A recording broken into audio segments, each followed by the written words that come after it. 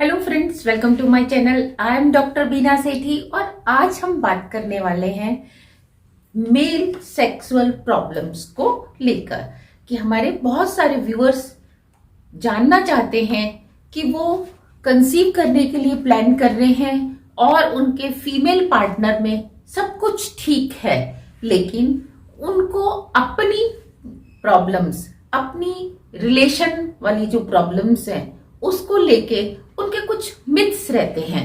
तो आज हम 4 कॉमन मिथ्स की बात करने वाले हैं कि उसमें वो कहां तक सही हैं और कहां तक वो गलत सोचते हैं।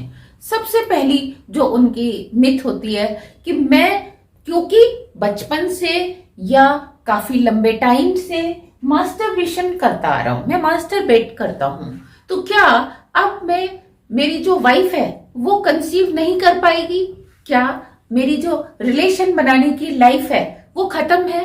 क्या इससे मेरे को टाइम जो है वो कम होता है या मेरा इरेक्शन और इजैकुलेशन में कोई दिक्कत आती है, इसीलिए स्पर्म काउंट घट रहा है या सीमन में स्पर्म्स की मोटिलिटी कम हो रही है? क्या इससे मेरा जो पेनिस है वो बहुत जल्दी वीक पड़ने वाला है या इसके साथ उनके जुड़ी हुई होती है कि मेरी आईसाइट चली जाएगी? क्या मैं अब पूरी बॉडी मेरी वीक हो जाएगी क्योंकि मैं लंबे टाइम से इसको करता आ रहा हूं? तो इसको लेकर आज हम आपको बताते हैं कि मास्टरबेशन करना कोई गलत प्रोसेस नहीं है।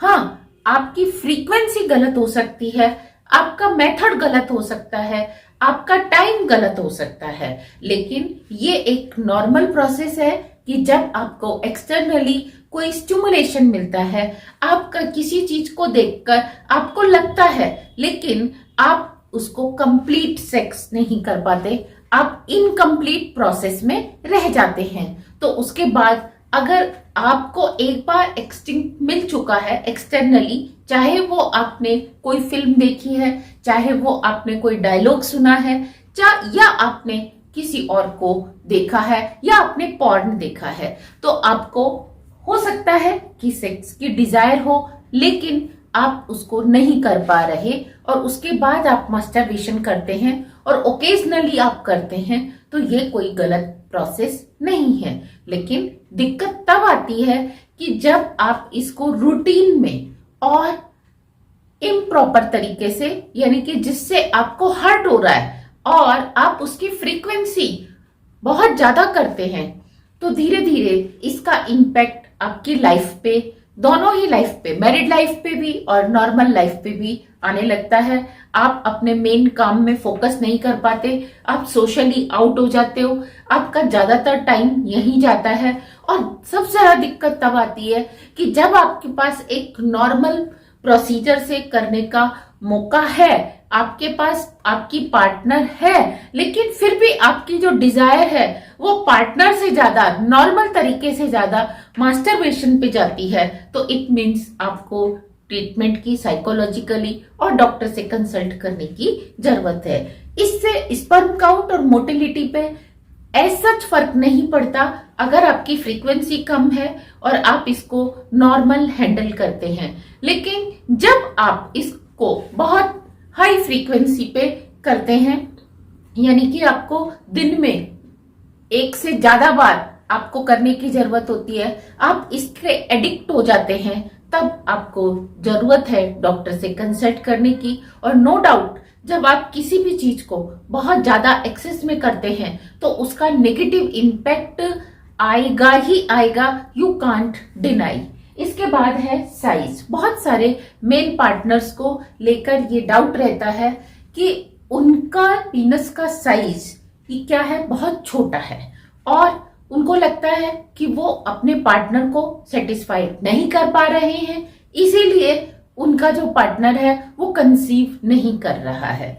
ये भी एक मिथ है, क्योंकि लेडीज की जो वेजाइना है वो ऑलमोस्ट 6 इंच तक होती है, जिसमें से जो आउटर 2 इंच होते हैं उसमें सारे सेंसरी बर्ड्स होती हैं जो कि सेंस करती हैं। जब आप रिलेशन बनाते हो तो उन्हीं सेंसरी बर्ड्स के कारण ही आप को और पार्टनर को जो है एक्साइटमेंट मिलता है। लेकिन जो डीप साइड पे 4 इंचेस होते हैं वो सेंसरी बर्ड्स नहीं रखते, वहां पे सेंसरी नर्व्स नहीं होती, और अगर आपका फीमेल के पास वहां पर पार्ट नहीं जा रहा तो भी आपको वहां पे कोई दिक्कत नहीं होती। तो 2:1 का रेशियो होता है। अगर किसी फीमेल के 6 इंच तक वेजाइना का पार्ट है तो 4 इंच प्लस 2 इंच एक्सटर्नल होगा, और अगर किसी का 5 है तो आप उसको भी इसी तरीके से 2:1 में डिवाइड कर सकते हैं। तो इससे हम ये देखते हैं कि अगर आपका जो पार्ट है वो 2 इंच तक का भी है तो वो एक्सटर्नल 2 इंच को कवर कर लेता है, और आपका जो फीमेल पार्टनर है वो सेटिस्फाइड हो जाता है। जरूरत होती है आपको उस समय कंसंट्रेट करने की, जरूरत होती है आपको प्रॉपर फोरप्ले करने की, जरूरत होती है आपको टाइम स्पेंड करने की। इसमें कहीं से भी स्पर्म काउंट पे, मोटिलिटी पे, साइज का कोई इम्पैक्ट नहीं होता।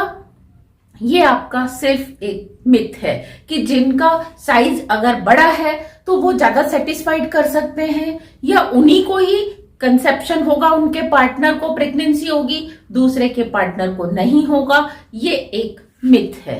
तीसरी चीज, अल्कोहल। बहुत सारे मेल पार्टनर्स को ये लगता है कि अल्कोहल कंज्यूम करने के बाद वो ज्यादा प्लेजर फील करते हैं, वो प्रॉपर तरीके से इरेक्ट और इजैकुलेट कर पाते हैं। ये भी एक गलत है। हो सकता है इन द बिगनिंग आपको लगे कि इरेक्शन एंड इजैकुलेशन में आपका कुछ इंप्रूवमेंट है, लेकिन अल्टीमेटली ये आपकी हेल्थ को डिटीरियोरेट करता है, क्योंकि जब आप बिगनिंग में बहुत ज्यादा अल्कोहल लेते हैं या अल्कोहल लेना स्टार्ट करते हैं तो अल्कोहल के साथ आप वाटर भी कंज्यूम करते हैं। उस समय आपकी बॉडी फुल्ली हाइड्रेट होती है, जिसके कारण आपके हार्मोन्स का लेवल हाई होता है और you feel satisfaction, you feel कि आपको प्लेजर मिल रहा है। लेकिन जब आप इसके एडिक्ट हो जाते हैं तो धीरे धीरे जितना ज्यादा आप अल्कोहल लेते हैं उतना ज्यादा आप वाटर कंज्यूम करते हैं, साथ में आपकी बॉडी अंदर से डिहाइड्रेट ही नहीं डीमिनरलाइज्ड भी होती है। जब आप बार बार वॉशरूम जाते हैं तो आप देखते हैं कि आपकी बॉडी में से जो एसेंशियल मिनरल्स हैं वो भी बाहर जा रहे हैं। तो अल्टीमेटली आप धीरे धीरे वीकनेस फील करते हैं, और वीकनेस के साथ ही स्पर्म काउंट और मोटिलिटी पे इसका नेगेटिव इंपैक्ट पड़ता है। हो सकता है ये अल्कोहल कंज्यूम करने के बाद आपको इच्छा हो रिलेशन डेवलप करने की, लेकिन रिलेशन बनाने की एफिशिएंसी इससे कम हो जाती है। तो आप इस पे फोकस करें कि आपने कहां तक एफिशिएंसी और अपने डिजायर को बैलेंस करना है। इसके बाद लास्ट में हम देखते हैं लास्ट मिथ, वो है नाइट फॉल। नाइट फॉल को लेके भी बहुत सारी टेंशन मेल पार्टनर्स में रहती हैं कि उन्हें फ्रीक्वेंटली नाइट फॉल होता है या ओकेजनली कभी कभी होता है। देखिए, जो आपका सीमन है उसमें 10% तो स्पर्म्स होते हैं जो कि टेस्टिकल्स से बनते हैं, उसका लगभग 60% वॉल्यूम जो है वो सेमिनल वेसिकल्स से होता है, नेक्स्ट 30% होता है प्रोस्टेट सिक्रीशन से। अब जो नाइट फॉल है वो क्यों होता है कि आपने सपोज दिन में डिजायर की या रात को डिजायर की कि आपको रिलेशन डेवलप करना है, लेकिन आप उसको डेवलप नहीं कर पाए। तो जब आपने पार्टली स्टार्ट किया सोचना उस बारे में तो उसी समय आपका क्या हुआ, हार्मोन्स का बनना स्टार्ट हो गया, और लेकिन क्योंकि वो आपका इनकम्प्लीट प्रोसेस रह गया इसीलिए वो आपकी बॉडी में कलेक्ट हो जाता है। और जैसे आप किसी कंटेनर में आप जिसमें कि 1 लीटर वाटर आ सकता है, आप उसमें 1 लीटर से ज्यादा डालेंगे तो क्या होगा, वो बाहर स्पिल्ड होगा। इसी तरीके से जब आपकी बॉडी की एक लिमिटेशन है कि वो 2 ml, 3 ml, 2.5 ml कितना भी सीमन वो कंट्रोल कर सकती है, तो उसके बाद अगर ज्यादा फॉर्मेशन होता है तो नेचुरली वो नाइट फॉल के रूप में आपको बाहर देखने को मिलता है, और कभी कभी यूरिन पास करते समय भी वो बाहर चला जाता है। तो यहाँ ध्यान देने की जरूरत है कि क्या नाइट फॉल होना बिल्कुल सही है, जी नहीं, नाइटफॉल अगर आपको कभी कभी होता है तो वो बिल्कुल सही है, लेकिन अगर आपको लगता है कि वो फ्रीक्वेंटली हो रहा है, रात को डेली एक दो बार इस तरीके से आप प्रॉब्लम फेस करते हैं, तो आपको डॉक्टर से कंसल्ट करने की जरूरत है। लेकिन अगर वो कभी कभी होता है तो इसमें आपको किसी भी तरीके की वरी करने की जरूरत नहीं है।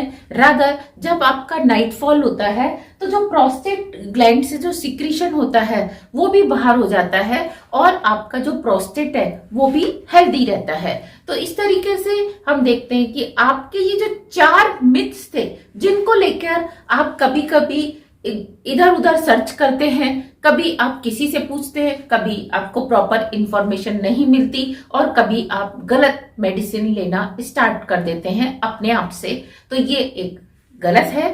आपने बिल्कुल अपने आप को नॉर्मल रखना है। और ध्यान दीजिए, अगर आप मास्टरबेशन करते हैं या आपको अल्कोहल से कोई आपको बहुत ज्यादा स्टिमुलेशन मिलता है या आपका नाइटफॉल होता है, इन तीनों ही केसेस में आपको अपने ब्रेन पे वर्क करना है। क्योंकि जब आप एक प्रोसेस डेली, सपोज आप रोज रात को 10 बजे मिल्क पीते हैं, तो आपको एक लंबे टाइम तक लेने के बाद आपकी बायोलॉजिकल क्लॉक सेट हो जाती है और रात को 10 बजे आपको मिल्क की इच्छा होगी। या सुबह आप 6 बजे चाय पीते हैं तो आपको फिर डेली सुबह 6 बजे चाय की तलब उठेगी ही उठेगी। तो इस तरह से किसी भी काम को अगर आप डेली करने लग जाते हैं, चाहे आप मास्टरबेशन करते हैं और चाहे आप नाइटफॉल के लिए आपको लगता है कि वो डेली हो रहा है, या आपको लगता है अल्कोहल पीने के बाद हर बार ही आपको लगता है रिलेशन बनाए जाए या अल्कोहल का एंड रिलेशन पर ही हो, तो ये आपकी अपने दिमाग की एक सोच है जिससे आपकी बायोलॉजिकल क्लॉक सेट हो जाती है और वो आपको परेशान करती है। तो आपने वर्क करना है अपनी बायोलॉजिकल क्लॉक पे, इसको सेट नहीं करना, और अगर आपकी सेट हो चुकी है तो आपने इसको चेंज करना है। तो ये थे हमारी छोटी सी information regarding males relation problem की। जो रिलेशन के टाइम मेल को प्रॉब्लम होती है या उनके मन में कोई कॉम्प्लेक्स होते हैं, तो हमने उसके ऊपर आज आपको ये डेडिकेटेड वीडियो बना के दिया। अगर आपको ये इन्फॉर्मेशन अच्छी लगी है तो प्लीज अपने फ्रेंड्स के साथ इसको शेयर करिए। Thank you very much, all the very best.